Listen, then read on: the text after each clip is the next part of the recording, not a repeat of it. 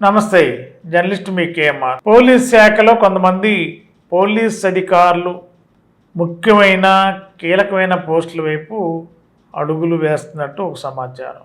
ఒక్కొక్క police sub division పరిధిలో కొన్ని సర్కిల్స్ని ఎంపిక చేసుకుని ఏ సర్కిల్లో ఎలాంటి లావాదేవీలు లాభదాయకమైన అవకాశాలు ఉంటాయని కూడా కొంతమంది అధికారులు అంచనాలు వేసుకుంటూ ఆ సర్కిల్లోనే పోస్టింగ్ కోసం రకరకాల రూపాల్లో పైరవీలు చేస్తున్నట్టు తెలుస్తుంది. ప్రస్తుతం జిల్లా స్పెషల్ బ్రాంచ్లో సిఐగా ఉన్న ఆది ప్రసాద్ గారు మొన్నటి వరకు తాడేపల్లిగూడెం టౌన్ సిఐగా దాదాపుగా ఖరారైనట్టే అధికారికంగా ఆదేశాలు రావడం ఆలస్యం అని చెప్పి గత 10-15 రోజుల క్రితం అనుకున్నారు. మరి ఎంటీవీ ద్వారా తాడేపల్లిగూడెంలో జరుగుతున్న వర్గపోరు రాజకీయం, కూటమిలో ఉన్న వర్గపోరు రాజకీయం పైన అక్కడ స్థానిక ఎమ్మెల్యే ఆది ప్రసాద్ గారికి తాడేపల్లిగూడెం ఎమ్మెల్యే లెటర్ ఇవ్వడం, ఐజీ గారికి లెటర్ ఇచ్చారు, పోస్టింగ్ ఇవ్వాలి. సేమ్ టైం అదే టైంలో తాడేపల్లిగూడెంలో టీడీపీ కూటమిలో ఉన్న టీడీపీ ఇన్ఛార్జి వలవల బాబ్జీ గారు కూడా ఐజీకి డీజీకి కూడా లేఖలు రాసి సిఐ ఆది ప్రసాద్ని తాడేపల్లిగూడెం పోస్టింగ్ ఇవ్వడానికి వీల్లేదు అని లేఖలు ఇచ్చారనేది ఎంటీవీకి ఉన్న సమాచారం. మరి ఎట్టకేలకు తాడేపల్లిగూడెం టౌన్ సిఐగా వెళ్ళవలసిన ఏలూరు స్పెషల్ బ్రాంచ్ సిఐ ఆది ప్రసాద్ గారి పోస్టింగ్కి తాడేపల్లిగూడెంకి బ్రేక్ పడినట్టు తెలుస్తుంది. మరి ప్రత్యామ్నాయంగా ఏం చేయాలి, ఎక్కడికి వెళ్ళాలి, ఏ సర్కిల్లోకి వెళ్ళాలి, ఏ రాజకీయ నాయకుని పట్టుకోవాలి, ఏ ఎమ్మెల్యేని పట్టుకోవాలి, ఈ అన్వేషణలో నిమగ్నమై ఉన్నట్టు తెలుస్తుంది ఆది ప్రసాద్ గారు. జంగారెడ్డిగూడెం టౌన్ సిఐగా ఆది ప్రసాద్ గారికి వెళ్ళడానికి ఇప్పటికే అన్ని రకాల ఏర్పాట్లు చకచకా చేసినట్టు తెలుస్తుంది.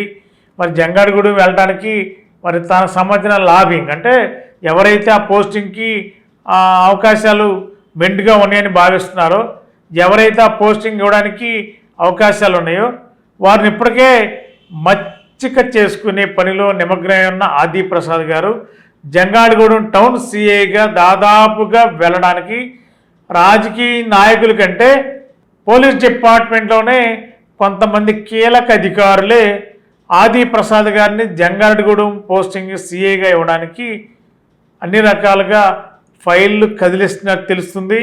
మరి ఒక్కవేళ జంగారెడ్డిగూడెం టౌన్ కాని పక్షంలో అక్కడ ఏదైనా రాజకీయపరమైన ఇబ్బందులు తలెత్తినప్పుడు గణపవరం పోలీస్ సర్కిల్ ఇన్స్పెక్టర్గానైనా వెళ్ళడానికి ఆది ప్రసాద్ గారు తన వంతు ప్రయత్నాలు చేస్తున్నట్టు తెలుస్తుంది.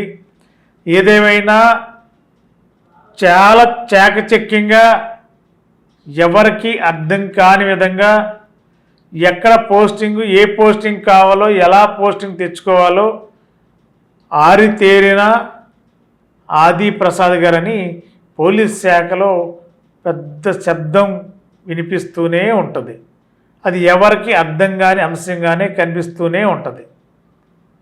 ఎందుకంటే అలా మూడో కంటికి తెలియనీయకుండా, ఎవరికంట పడకుండా ఎక్కడ ఏ పోస్టింగ్ కావాలన్నా కూడా చాలా చాకచక్యంగా చాప కింద నీళ్ళ వ్యవహరిస్తారు ఆది ప్రసాద్ గారు అని చెప్పి పోలీస్ సర్కిల్లో చక్కెర్లు కొడుతున్నాయి. మరి ఈ క్రమంలోనే తాడేపల్లిగూడెంకి బ్రేక్ పడిన తర్వాత ఆది ప్రసాద్ గారికి జంగారెడ్డిగూడెం పోలీస్ స్టేషన్ టౌన్ సిఐకి వెళ్ళడానికి దాదాపుగా ముహూర్తం మీన్స్ దాదాపుగా ఆదేశాలే రావాలి.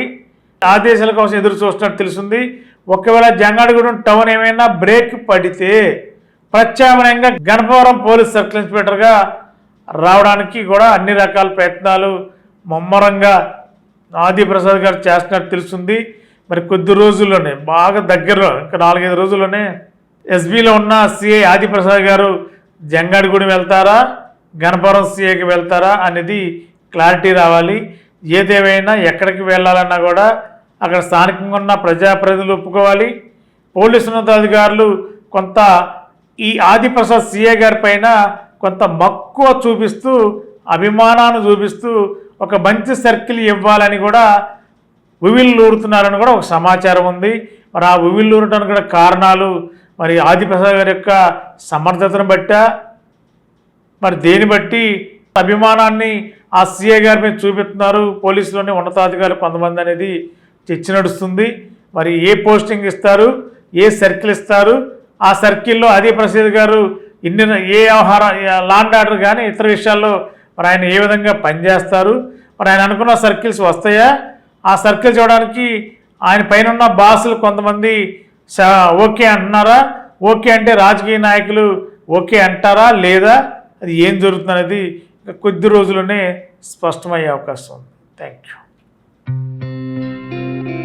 గత 20 సంవత్సరాలుగా దంత సమస్యలతో పాటు దవడ మరియు ముఖ సంబంధ సమస్యలకు చక్కని చికిత్సలు అందిస్తున్న శ్రీ రామకృష్ణ దంత వైద్యశాల, నరసింహారావుపేట, ఏలూరు.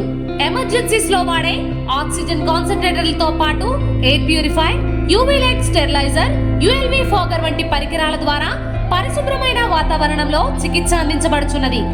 ఆర్వీజీ ద్వారా అతి తక్కువ రేడియేషన్ ఉపయోగించి దంత వ్యాధి నిర్ధారణ మరియు రూట్ కెనాల్ వైద్యం చేయబడుచున్నది. డెంటల్ లేజర్ ద్వారా కుట్లు లేకుండా సర్జరీలు, ఇంప్లాంట్స్ కిట్స్ ద్వారా పళ్ళు లేని వారికి ఫిక్స్డ్ దంతాలు, రూట్ కెనాల్ చికిత్సలకు ఎండో మోటార్ వంటి ఆధునిక పరికరాలు కలిగిన నమ్మకమైన డెంటల్ క్లినిక్.